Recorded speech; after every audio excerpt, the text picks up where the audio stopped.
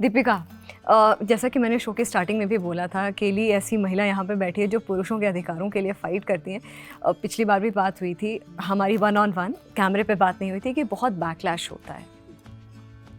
वो स्टोरी शायद दुनिया नहीं जानती होगी। आपको कॉल करके ये बोल देते होंगे, दीपिका मैं परेशान हूँ, या ये है, ऐसा हो गया, वैसा हो गया, हेल्प कर दो। लेकिन एक बैकलैश महिला होने के नाते एक पुरुषों के अधिकारों के लिए फ़ाइट करना, एक सबकी आईब्रोज अप हो जाती हैं कि अच्छा ऐसा पुरुषों को भी अधिकारों के। हालांकि रिसेंटली बहुत सारे केसेस हुए हैं जिसने हमारा ध्यान इस विषय पर भी लेकर के आए हैं। लेकिन मैं आपसे समझना चाहूँगी, ये जो बैकलैश है ये आप कैसे इसको हैंडल करती हैं? थैंक यू सो मच स्मृति, मुझे अपने प्लेटफॉर्म पर दोबारा से बुलाने के लिए। आई थिंक मेरे से पहले जो स्पीकर्स ने बोला, कहीं ना कहीं उन्होंने आपके क्वेश्चन का जवाब दे दिया है। प्रज्ञा जी ने बात करी पर्पस ऑफ लाइफ। आज से 13 साल पहले 2011 में जब मैं कोर्ट में खड़ी थी और जब मेरे सामने एक ऐसी महिला जो खुद गलती पर थी, उसने जब ये कहा कि कानून सारे के सारे जो हैं महिलाओं के लिए हैं, तब उस दिन जो एक स्पार्क उठा था कि गलत करके भी अगर आप ये कह रहे हो कि सारे कानून महिलाओं के साथ हैं तो मैं इसके खिलाफ खड़ी होंगी। उस दिन मुझे अपनी लाइफ में एक पर्पस मिल गया था। जब आप पर्पस ड्रिवन होते हो तो आपको कुछ भी नहीं रोक पाता है।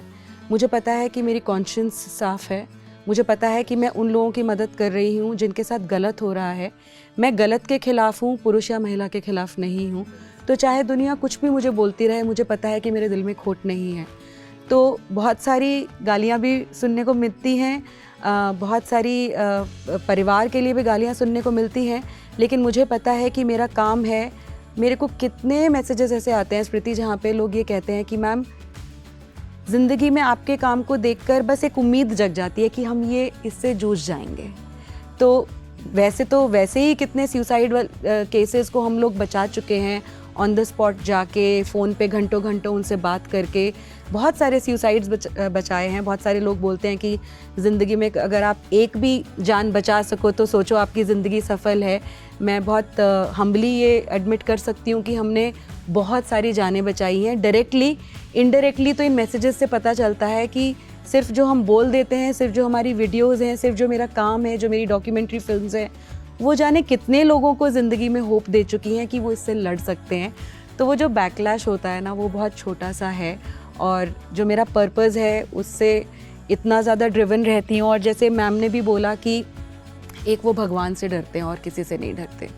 मतलब वो जब आपके काम में आपकी कन्विक्शन होती है तो बाकी कोई इंसान कुछ भी कहता रहे, उससे कोई फ़र्क नहीं पड़ता। और मुझे पता है कि मैं जो काम कर रही हूँ उसकी बहुत ज़्यादा ज़रूरत है।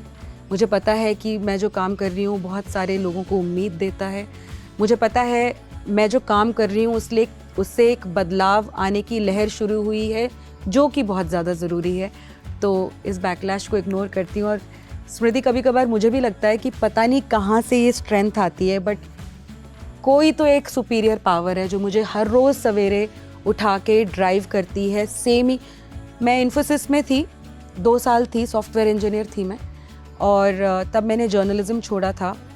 तब सब लोगों ने, मतलब 2 साल वो जो थे उस टाइम पे 2006 जब मैंने ज्वाइन किया था, ड्रीम हुआ करती थी सॉफ्टवेयर के लोगों में इन्फोसिस ज्वाइन करने की। बट 2 साल वो मेरे ऐसे निकले हैं कि मैं सोचती थी कि ये नहीं है जो मैं करना चाहती हूँ ज़िंदगी में। तो जब आप वो चीज़ करते हो जो आप करना नहीं चाहते ना, वो बहुत बड़ा पेन होता है लाइफ में। 13 साल हो गए हैं, एक दिन भी नहीं था ऐसा जब मैंने सोचा कि मैं ये नहीं करना चाहती। जो सुकून मिलता है, जो सेटिस्फैक्शन मिलती है, जो एक फुलफिलमेंट मिलती है, उसके सामने बैकलैश कुछ भी नहीं है। लोग कितनी गालियाँ देते रहे, मुझे कोई फ़र्क नहीं पड़ता। क्योंकि मैंने ये सवाल इसलिए किया ना आपसे, क्योंकि I know you are a very soft hearted person, है ना। दीपिका नारायण भारद्वाज को जो दुनिया जानती है वो अलग दीपिका नारायण भारद्वाज है। जो हम जानते हैं वो एक दूसरी दीपिका नारायण भारद्वाज है, जो बहुत ही काइंड, बहुत ही सॉफ्ट, बहुत ही एम्पथाइज करने वाली। तो ऐसे में जो लड़ाई होती है वो दिल से जो आपकी है, मैं विषय की बात नहीं कर रही हूँ, मैं उस संघर्ष की बात कर रही हूँ। वो दिल से आपकी जो लड़ाई है, जो आपका संघर्ष है, वो हृदय से, दिल से निकलता है। ऐसे में जब क्रिटिसिज्म भी मिलते हैं, अपने ही कम्युनिटी के लोग या अपने ही सेम जेंडर के लोग जब आपको कहते हैं कि भाई आप तो फेमिनिज्म के, you are advocating men's rights, तो यू आर अंडरमाइनिंग फेमिनिज्म। आप मुझे इसका जवाब दीजिए। देखिए स्मृति, हमारा कॉन्स्टिट्यूशन जो है वो अपने आप में ही इंक्लूसिव है और एंड डिस्क्रिमिनेशन के खिलाफ है। हमारे कॉन्स्टिट्यूशन में यह कहा गया है कि कास्ट, क्रीड, रिलीजन और जेंडर के भी लिए डिस्क्रिमिनेशन नहीं होना चाहिए। तो मुझे ये नहीं समझ में आता कि जो लोग मेरे काम को क्रिटिसाइज़ करते हैं वो क्यों ऐसा करते हैं, क्योंकि मैं ये नहीं कह रही कि महिलाओं के अधिकारों को आप किसी भी तरह से वापस ले लीजिए। मैं अगर अपनी पर्सनल स्टोरी बताऊं तो मैं छोटी सी थी, मेरे फादर की पोस्टिंग एक गांव में हो गई थी, तो मैं सेकंड थर्ड क्लास में थी। तो मम्मी पापा ने सोचा कि बहुत छोटी है, इसको बोर्डिंग में नहीं डालेंगे, मेरे भाई को बोर्डिंग में डाल दिया।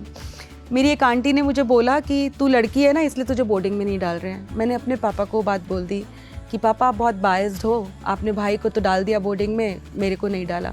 मेरे पापा कोई बहुत ज़्यादा बड़ी जॉब में नहीं करते थे, एक छोटी सी गवर्नमेंट जॉब करते थे। मेरे पापा ने उस समय लोगों से पैसे उधार लिए और मुझे बोर्डिंग स्कूल में डाला।